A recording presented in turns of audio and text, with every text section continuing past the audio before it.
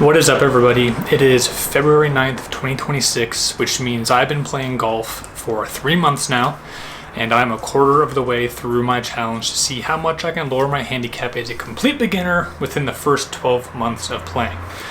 If you're not familiar, check out my other videos explaining how just by clicking on this video, you helped me raise money for the PGA Hope program. Go check those out and come back to this one. So back in November, I set my initial handicap as a 37, and I'm pretty happy to say that just 3 months into playing, I'm down to a 22. That covers playing about 12 rounds of golf and getting 6 group lessons with the PGA Hope program, and a pretty good amount of discipline and training in the meantime. I've taken probably around 6,000 shots tracked by my Rapsodo MLM1. I try to go to the driving range a couple times a week. I've been trying to play at least once every week or two. And if you want a couple of more tips on how a beginner can improve their game faster, leave a comment below and I'll give a couple of tips that I learned from. I'm not a coach, but I'm not going to try to fix your swing or anything like that. Just things that I have used to help me progress, taking 15 strokes off my game in the last 3 months. I will say that when I first started this, I went out the gate a little bit too hot. I strained my oblique, which means I couldn't take full swings for about 3 weeks.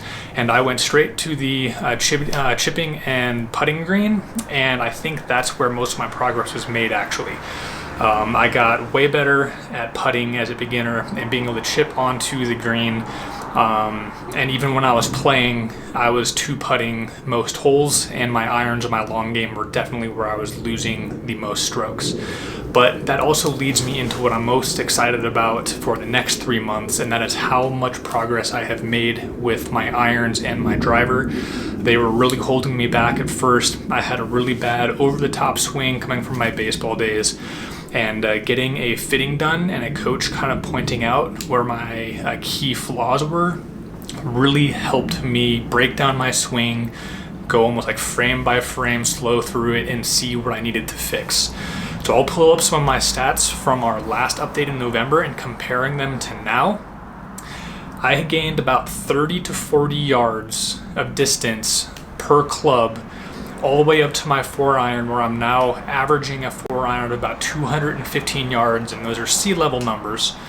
And not only the distance increase, but my strike consistency in the center of the face has gone up dramatically, and my confidence with that club has gone up dramatically.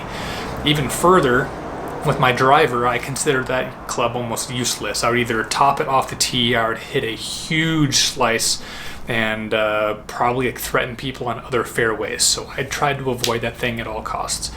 But I got a fit driver at PXG. I took the lessons and really slowed down my swing and worked on center face striking. And in my last 2 range sessions with my driver, I was averaging a 284 yard carry. That's at sea level, which at altitude, I was pushing over 300 yards on average. And I can tell you that's the most fun I've ever had swinging a golf club at a range. My confidence with that club is back. I'm actually excited to go out and take on some longer distance courses and see how I can apply not just my new inside to square to inside swing instead of the over the top, but also the new clubs that are fit to me and actually fit my game appropriately. So for the next 3 months, I'm really going to work to get the muscle memory of that corrected swing down, and also trying to refine my lateral dispersion with my irons. I'm happy with where the distances are at for now.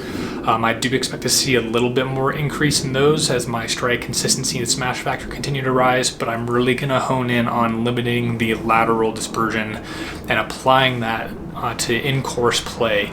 The next 3 months, like I said, I want to get more consistent and then actually apply those to playing in the course and really lowering my scores this summer into next fall. So that's a quick update for you guys. If you have any questions or comments for me, please drop them in the comments below. If you want me to provide that tips for beginners video, I'd happily do so. Just let me know what you would want to hear. I have several more challenges coming out for Heater Sports Journal. Away from the game of golf, we're going to be looking at cycling for the Children's Hospital. We're going to be looking at running an ultra marathon for the Wingman Foundation, and we might be reaching out to some former professional athletes I'm still in ties with to see if they want to collaborate with me to raise money via their sport to a charity that they care about. So stay tuned. We're going to do a lot of big things in 2026. Have a good day. Try to do something good for someone, even if it is just clicking on another one of my videos. See ya.